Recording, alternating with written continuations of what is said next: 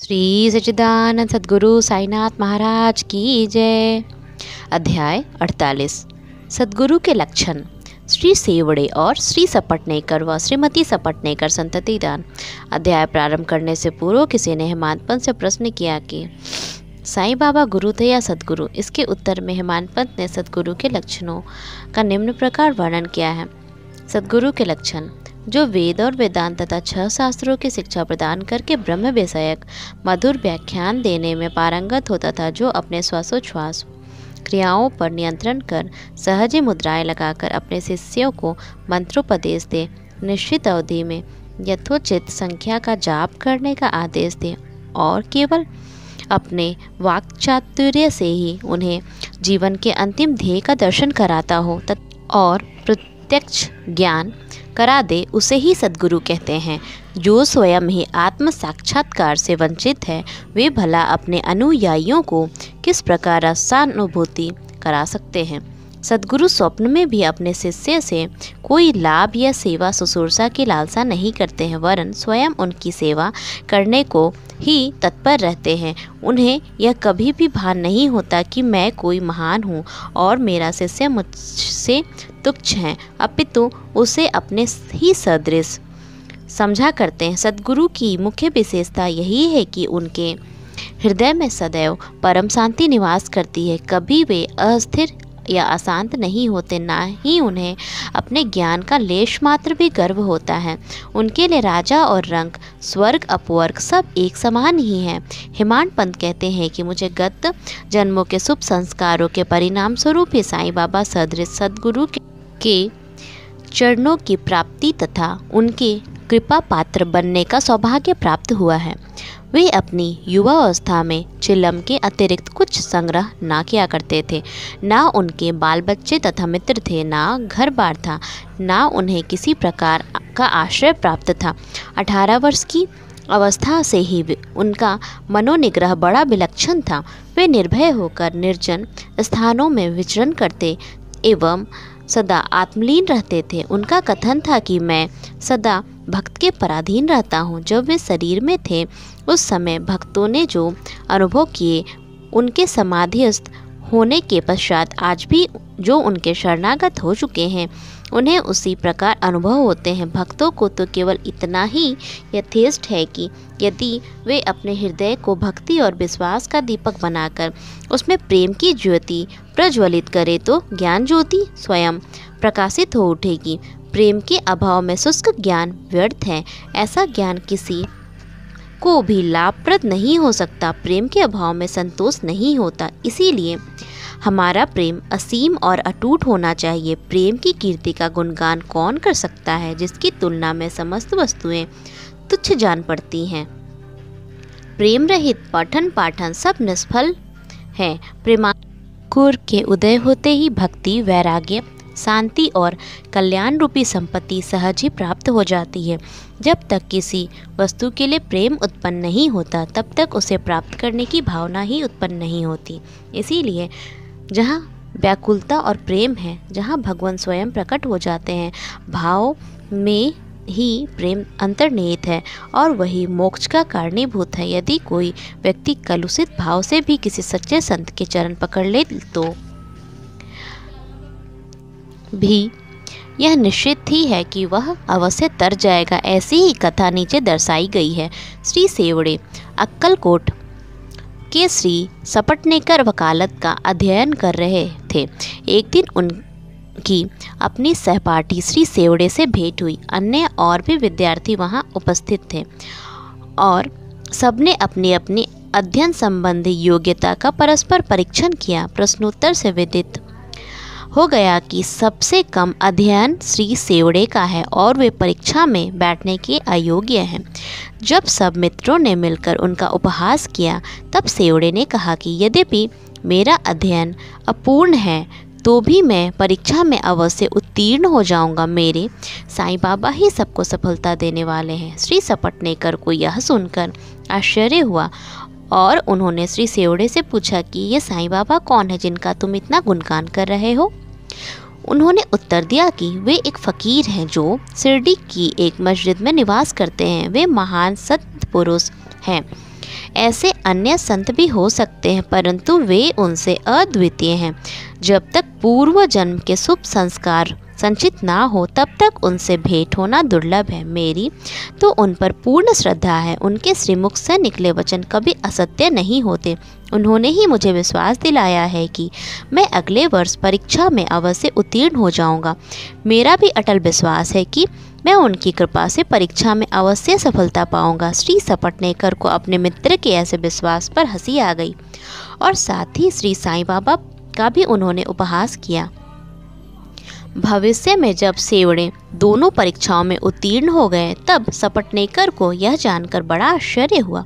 श्री सपटनेकर परीक्षा में उत्तीर्ण होने के पश्चात अक्कलकोट में रहने लगे और वहां उन्होंने अपनी वकालत प्रारंभ कर दी। 10 वर्षों के पश्चात सन 1913 में उनके इकलौते पुत्र की गले की बीमारी से मृत्यु हो गई, जिससे उनका हृदय विचलित हो उठा। मानसिक शांति प्राप्त करने हेतु उन्होंने पंढरपुर, गाणगापुर और अन्य तीर्थ स्थानों की यात्रा की, परंतु उनकी अशांति पूर्ववत ही बनी रही।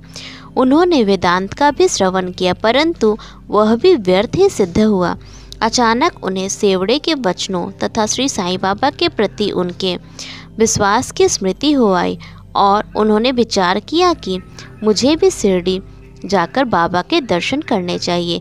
वे अपने छोटे भाई पंडित राव के साथ शिरडी आए। बाबा के दर्शन कर उन्हें बड़ी प्रसन्नता हुई।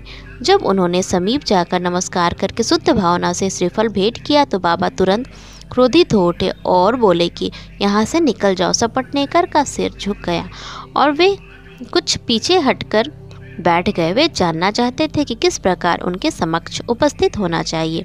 किसी ने उन्हें बाला सिम्पी का नाम सुझा दिया। सपटनेकर उनके पास गए और उनसे सहायता करने की प्रार्थना करने लगे। तब वे दोनों बाबा के पास एक चित्र मोल लेकर मस्जिद में आए। बाला सिम्पी ने अपने हाथ में चित्र लेकर बाबा के हाथ में दे दिया और पूछा कि यह किसका चित्र है। बाबा ने सपटनेकर की ओर संकेत कर कहा कि यह तो इसके सपटनेकर की ओर इशारा करके यह उसके यार का है। यह कहकर वे हंसने लगे और साथ ही सब भक्त मंडली भी हंसने लगी। बाला सिम्पी के संकेत पर अब सपटनेकर उन्हें प्रणाम करने लगे तो वे पुनः चिल्लाकर कहने लगे, चल हट। सपटनेकर की समझ में नहीं आता था कि वे क्या करे। तब वे दोनों हाथ जोड़कर प्रार्थना करते हुए बाबा के सामने बैठ गए, परंतु बाबा ने उन्हें तुरंत ही बाहर निकलने की आज्ञा दी। वे दोनों बहुत ही निराश हुए। उनकी आज्ञा कौन टाल सकता था। आखिर सपटनेकर खिन्न हृदय से शिरडी से वापस चले आए। उन्होंने मन ही मन प्रार्थना की, हे साईं, मैं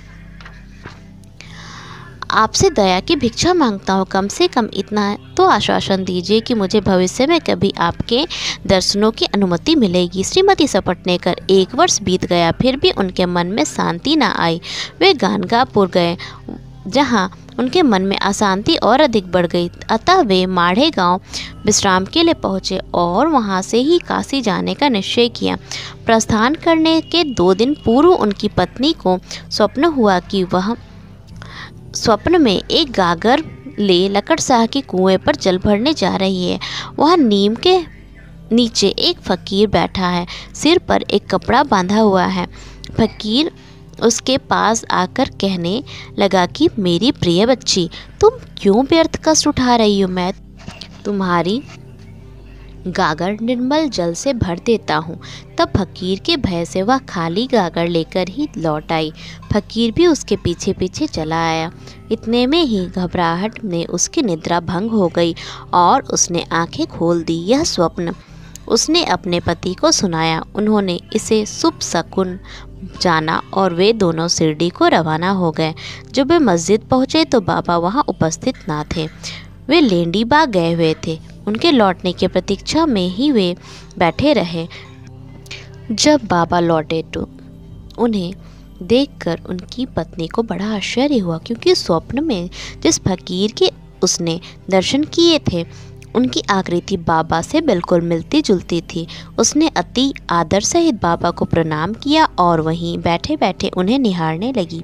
उसका विनम्र स्वभाव देखकर बाबा अत्यंत प्रसन्न हो गए।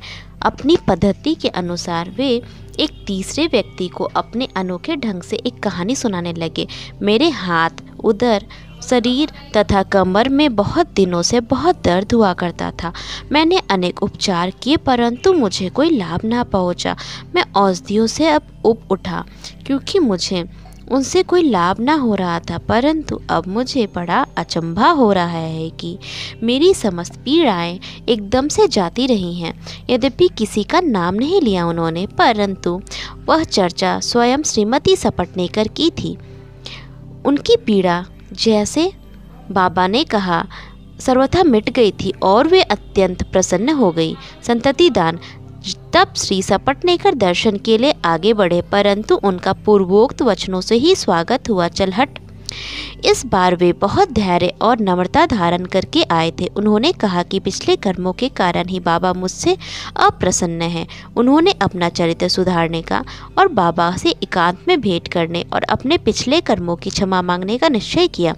उन्होंने वैसा ही किया और अब जब उन्होंने अपना मस्तक उनके श्री चरणों पर रख दिया तो बाबा ने भी उन्हें आशीर्वाद दे दिया। अभी सपटनेकर उनके चरण दबाते हुए बैठे थे कि इतने में एक गडेड़ी नाई और बाबा की कमर दबाने लगी। तब वे सदैव की भांति एक बनिए की कहानी सुनाने लगे। जब उन्होंने अपने जीवन के अनेक परिवर्तन तथा उनके इकलौते पुत्र की मृत्यु का हाल सुनाया तो सपटनेकर को अत्यंत आश्चर्य हुआ कि जो कथा वे सुना रहे हैं वह तो मेरी ही है। उन्हें बड़ा अचंभा हुआ कि उनको मेरे जीवन की प्रत्येक बात का कैसे पता चल गया। अब उन्हें विदित हो गया कि बाबा अंतर्यामी है और सबके हृदय का पूरा पूरा रहस्य जानते हैं। यह विचार उनके मन में आया ही था कि गडेड़िन से वार्तालाप चालू रखते हुए बाबा सपटनेकर की ओर इंगित कर कहने लगे कि यह भला आदमी मुझ पर दोषारोपण करता है कि मैंने ही इसके पुत्र को मार डाला है। क्या मैं लोगों के बच्चों के प्राण हरण करता हूँ? फिर ये महाशय मस्जिद में आकर अब क्यों चीख पुकार मचाते हैं? अब मैं एक काम करूँगा, अब मैं उसी बालक को फिर से इनकी पत्नी के गर्भ में ला दूंगा। ऐसा कहकर बाबा ने अपना वरद हस्त सपटनेकर के सिर पर रखा और उसे सांत्वना देते हुए कहा कि ये चरण अधिक पुरातन तथा पवित्र हैं। जब तुम चिंता से मुक्त होकर मुझ पर पूर्ण विश्वास करोगे तभी तुम्हें अपने ध्येय की प्राप्ति हो जाएगी। सपटनेकर का हृदय गदगद हो उठा।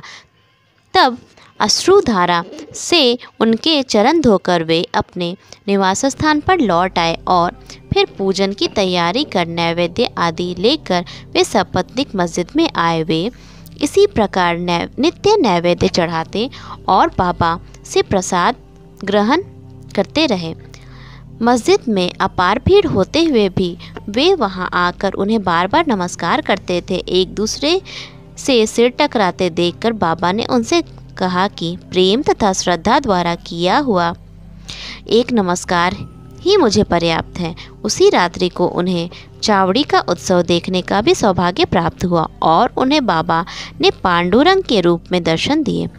जब वे दूसरे दिन वहां से प्रस्थान करने लगे तो उन्होंने विचार किया कि पहले दक्षिणा में बाबा को 1 रुपया दूंगा, यदि उन्होंने और मांगे तो अस्वीकार करने की बजाय 1 रुपया और भेंट कर दूंगा, फिर भी यात्रा के लिए शेष द्रव्य राशि पर्याप्त होगी। जब उन्होंने मस्जिद जाकर बाबा को 1 रुपया दक्षिणा दी तो बाबा ने भी उनकी इच्छा जानकर 1 रुपया उनसे और मांगा। जब सपटनेकर ने उसे सहर्ष दे दिया तो बाबा ने भी उन्हें आशीर्वाद देकर कहा कि यह श्रीफल ले जाओ और इसे अपनी पत्नी की गोद में रखकर निश्चिंत होकर घर जाओ। वैसा उन्होंने किया और 1 वर्ष के पश्चात ही उन्हें पुत्र प्राप्त हुआ। 8 मास का शिशु लेकर वह दंपति फिर शिरडी को आए और बाबा के चरणों पर बालक को रखकर फिर इस प्रकार प्रार्थना करने लगे कि हे श्री साईनाथ, आपके ऋण हम किस प्रकार चुका सकेंगे। आपके श्री चरणों में हमारा बार बार प्रणाम है। हम दीनों पर आप सदैव कृपा करते रहिएगा, क्योंकि हमारे मन में सोते जागते हर समय न जाने क्या क्या संकल्प विकल्प उठा करते हैं। आपके भजन में ही हमारा मन लीन हो जाए, ऐसा आशीर्वाद दीजिए। उस पुत्र का नाम मुरलीधर रखा गया। बाद में उनके 2 पुत्र और उत्पन्न हुए, जिनका नाम भास्कर और दिनकर था। इस प्रकार सपटनेकर दंपति को अनुभव हो गया कि बाबा के वचन कभी भी असत्य और अपूर्ण नहीं होते हैं। श्री सद्गुरु साईनाथार्पणमस्तु। शुभम भवतु।